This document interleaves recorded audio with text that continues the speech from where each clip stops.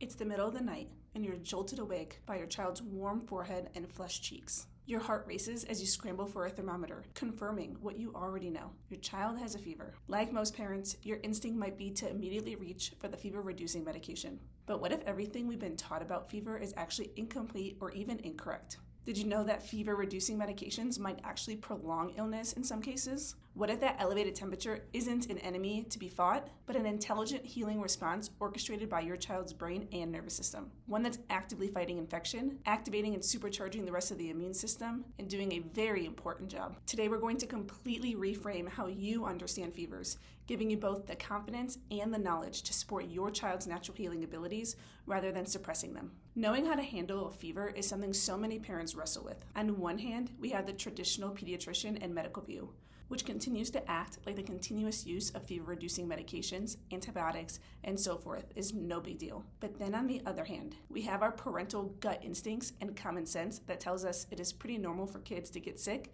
and have a fever here and there. And maybe we should help support the body naturally versus short-circuiting the work it's trying to do.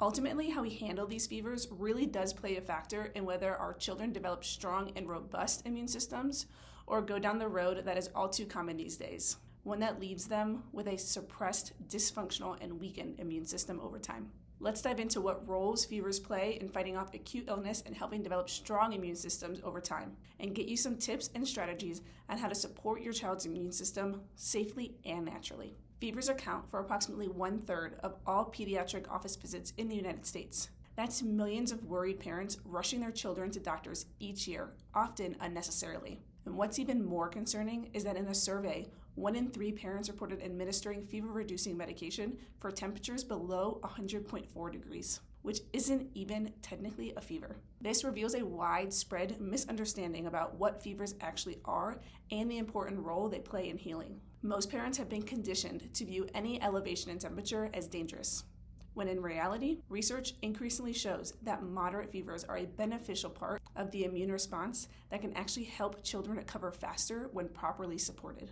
We're going to touch on 4 main topics in this video. First, understanding what a fever really is from a natural and neurological perspective. Next, we'll talk on the powerful benefits of a fever that most parents don't know.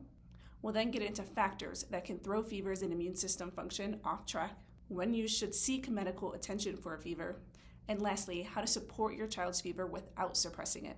So let's get into the first one, understanding what a fever really is from a natural and neurological perspective. A fever is not simply an elevated temperature. It's a sophisticated neuroimmune response orchestrated by your child's brain and nervous system, specifically the hypothalamus, which acts as the body's thermostat. When your child's immune system detects pathogens like viruses or bacteria, it releases chemicals called pyrogens that signal the hypothalamus to raise the body's temperature set point. It does this via prostaglandins. This creates a controlled, intentional increase in temperature that's quite different from dangerous overheating that occurs in conditions like heat stroke.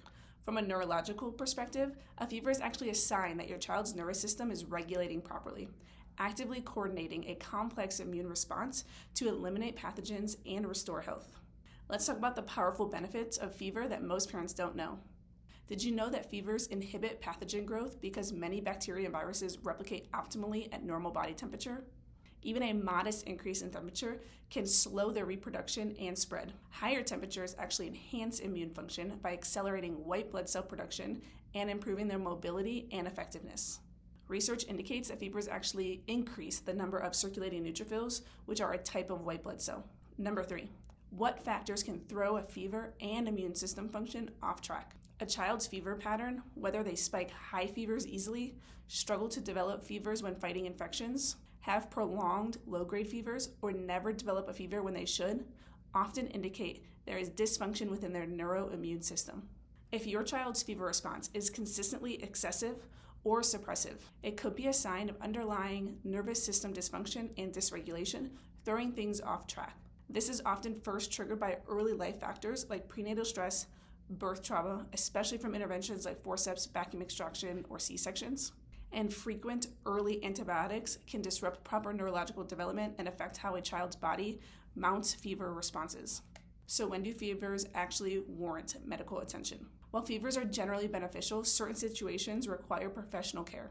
Any fever in infants under 3 months, If the fever is above 102.2 in children 3 to 6 months old, or there's a persistent fever above 102.2 for more than 2 days in children over 6 months old. But you want to watch for accompanying signs like lethargy, difficulty breathing, severe headache with neck stiffness, refusal to drink leading to dehydration, or a rash that doesn't fade when pressed. Remember that even when medical intervention is necessary, this doesn't invalidate the premise that fevers themselves are beneficial. The goal is to approach them with understanding and recognizing situations that truly require attention. And lastly, how to support your child's fever without suppressing it. Focus on hydration from room temperature water. Dilute electrolyte drinks without artificial colors, herbal teas for older children, or homemade popsicles. Create a healing environment with extra rest, a comfortable room temperature, lightweight clothing, and light blankets that can be easily removed. Consider tepid sponging with lukewarm water if your child is uncomfortable, but avoid cold baths, which can cause shivering and actually raise core temperature. And then get your child checked for subluxation and dysfunction and adjusted if out of balance. This will help improve the efficiency and communication of the nervous system, which then improves immune system function.